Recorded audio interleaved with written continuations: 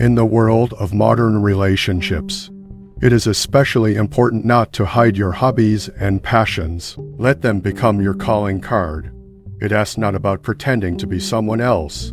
It asks about being confident in who you are. Self-confidence is an integral part of personal strength and dignity. It asks also important to remember that your attitude sets the standards for how others will treat you. If you respect your time, your feelings, and your energy, then you're giving the world a clear signal.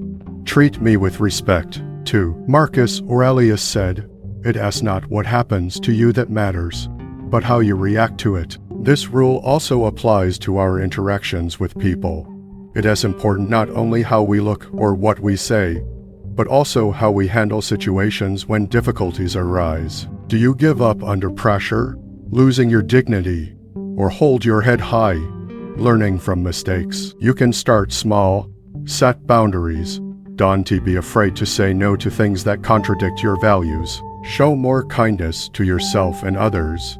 When you start showing yourself respect, the world responds in kind. Stoicism in this regard offers a fresh perspective in our world of instant gratification. It asks not about harsh self-discipline or strict restrictions. It asks about being careful about what really matters and not wasting your energy. Your value is not something that can be passed around. And remember, realizing your value is not just about success. It asks about self-respect, about the ability to stay true to yourself and go through life with dignity. Think about it.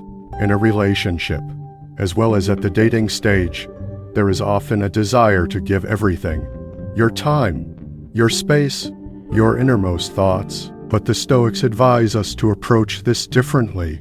Take a step back. Why?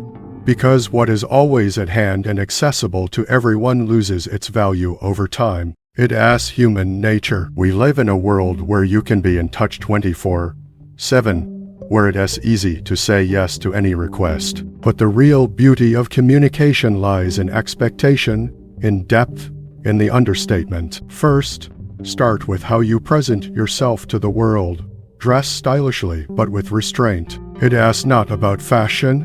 It asks about the message you're broadcasting. Such a message tells others, I respect myself.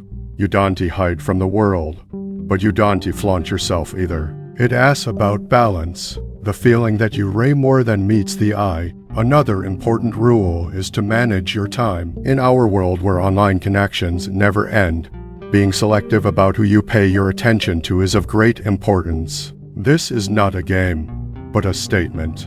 My time is valuable, and I want to use it wisely. If you are communicating with someone, be fully involved in the moment. But when you're not around, don't feel guilty for not being available.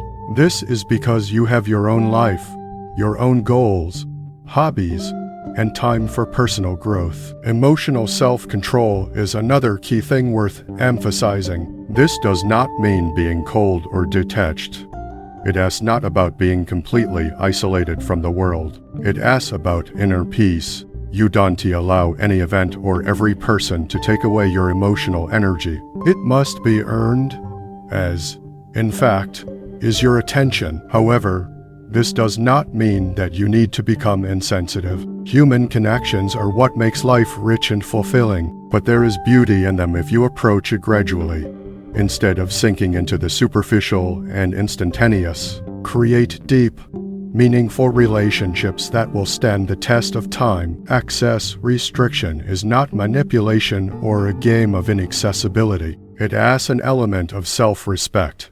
You show your attitude not only with words, but also with actions. Your actions confirm, I am valuable, therefore I deserve respect. It means being a little more restrained, a little more aware of how you approach a relationship. The Stoics taught that the main thing is action.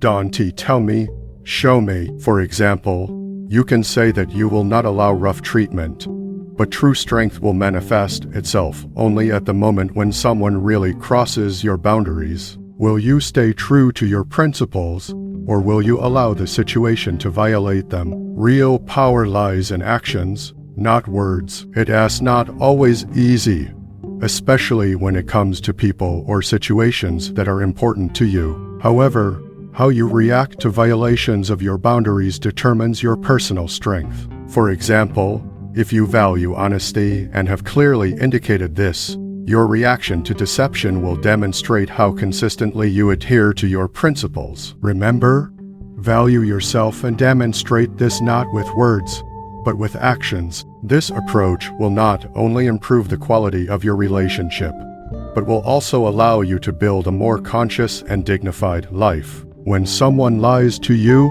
your reaction to that situation says a lot about you. If you solve a problem directly and with restraint or leave silently, it demonstrates your serious attitude towards your boundaries. Without unnecessary drama, you show self-respect and automatically gain a respect for your choice. This approach can change the balance of power in a relationship. When others realize that you have clear boundaries that no one has the right to violate, as well as values and principles that you are willing to stand for, they begin to see that you are willing to accept only what is consistent with your ideals. It asks not just about global issues here. This may be related to everyday situations, such as canceling plans at the last moment or your attitude towards people who take you for granted. Are you responding? Do you communicate by words or actions that such behavior is unacceptable? Mindfulness practice plays a key role here.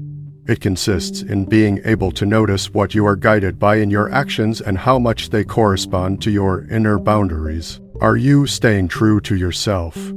It is these small moments that often become a real test of your principles. Try to act a little more consciously and confidently in everyday interactions. Show your boundaries through sustained action. This is primarily a matter of the inner compass that guides you. And believe me, as soon as you start living this way, people see you as a person who values and respects himself, and is also able to defend his boundaries. We are bringing the second part to an end.